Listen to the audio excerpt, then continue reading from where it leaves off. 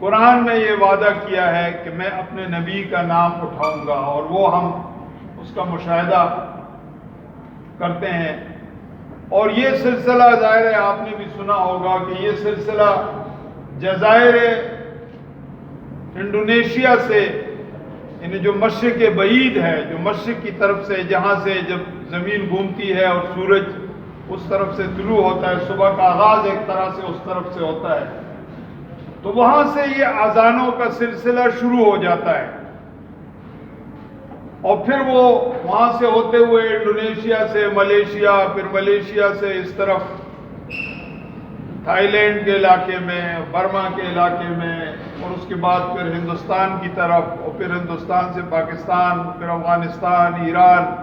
اور پھر اسی طرح مشرق وسطیٰ، عرب ممالک، اور پھر آگے چلتے ہوئے یورپ اور افریقہ، اور پھر امریکہ، شمالی امریکہ، جنوبی امریکہ، اور اس کے بعد جزائر الہند۔ یہ مسلسل یہ اذانوں کا سلسلہ جاری رہتا ہے، یعنی صبح کی اذان جب شروع ہوتی ہے تو اس کے بعد یہ اس وقت تک یہ صبح کی اذانوں کا سلسلہ جاری رہتا ہے جب ظہر کا وقت ہو جاتا ہے، اور اس کے بعد پھر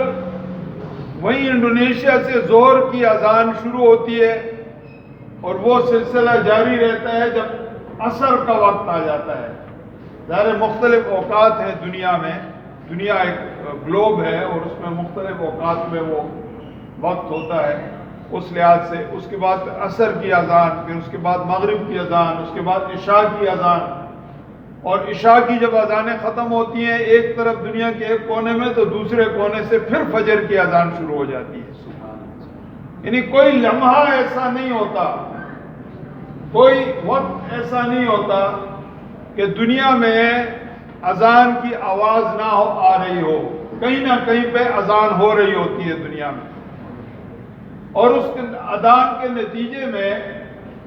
یہ بھی ایک حکم ہے مسلمانوں کو، جو میں نے ابھی آیت تلاوت کی اور آپ نے سنی، اور آپ نے یہ حدیث بھی سنی ہوگی، صحابہ کا بھی یہ طریقہ تھا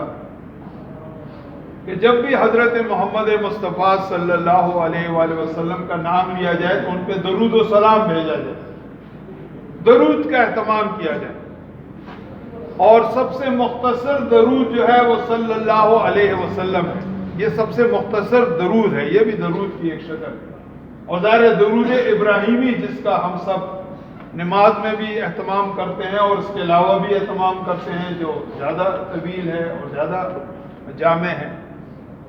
تو یہ ایک پورا ایک سلسلہ ہے جو اللہ تبارک و تعالیٰ نے اپنے پیارے نبی حضرت محمد مصطفیٰ صلی اللہ علیہ وسلم سے اس کا وعدہ کیا ہے، اور اس کا اہتمام ہوتا ہے، اور وہ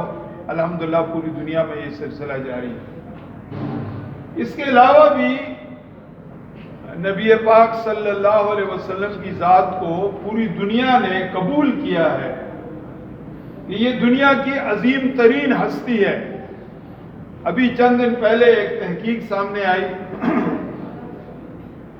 یا میرے علم میں کچھ پہلے آئی، ہو سکتا ہے اس سے پہلے سے یہ تحقیق اور لوگوں کے علم میں ہو، کہ دنیا میں ظاہر جو عظیم شخصیات ہوتی ہیں، جو بڑی شخصیات ہوتی ہیں، جنہوں نے دنیا پہ اثر ڈالا ہوتا ہے، یا ان کا کوئی فن ہوتا ہے، یا سائنس کی اس سے تعلق رکھتے ہیں، یا سیاست سے، یا حکمران، یا فاتح، یا کوئی موجد ہوتا ہے، کوئی بڑی شخصیت کسی بھی لحاظ سے، فن، ادب، آرٹ، کسی کے لحاظ سے بھی، تو اس کے بارے میں کتابیں لکھی جاتی ہیں۔ یہ طریقہ ہے، مثلا علامہ اقبال ایک بڑی شخصیت ہیں تو ان کے اوپر بہت ساری کتابیں لکھی گئی ہیں، حضرت قائد اعظم ایک بڑی شخصیت ہیں تو ان کے اوپر کتب لکھی گئی ہیں۔ اس طرح دنیا میں اور حضرت عیسیٰ علیہ السلام ایک بہت بڑی شخصیت ہے دنیا کی، ان کے بارے میں گوتم بدھ ایک بڑی شخصیت ہے، ان کے بارے میں کتاب لکھی گئی ہے، کتابیں لکھی گئی ہیں۔ اس طرح اور بہت ساری شخصیات دنیا میں بڑی بڑی موجود ہیں الحمدللہ، جن پر کتب لکھی گئی۔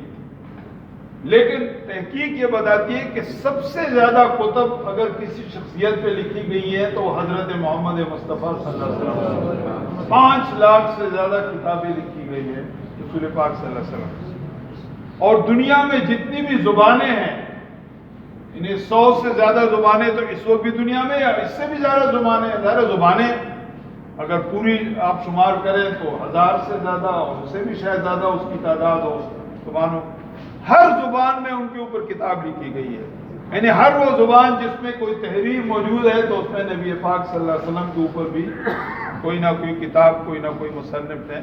چاہے وہ مسلمان مصنف ہو، چاہے وہ عیسائی ہو، چاہے وہ یہودی ہو، چاہے کوئی اور مذہب سے تعلق رکھنے والا ہو، جس طرح ہندو مصنف کا بھی ذکر کیا ہمارے بیٹے نے. ان سب نے رسول پاک صلی اللہ علیہ وسلم پر کتابیں لکھی اور ان کو عقیدت کا اظہار کیا ہے. ظاہر ہم اور آپ مسلمان کی حیثیت سے ہماری ذمہ داری کچھ زیادہ ہو جاتی ہے. یعنی ہماری ذمہ داری صرف یہ نہیں ہے کہ ہم نبی پاک صلی اللہ علیہ وسلم کی شان میں قصیدہ پیش کریں، نعت پیش کریں.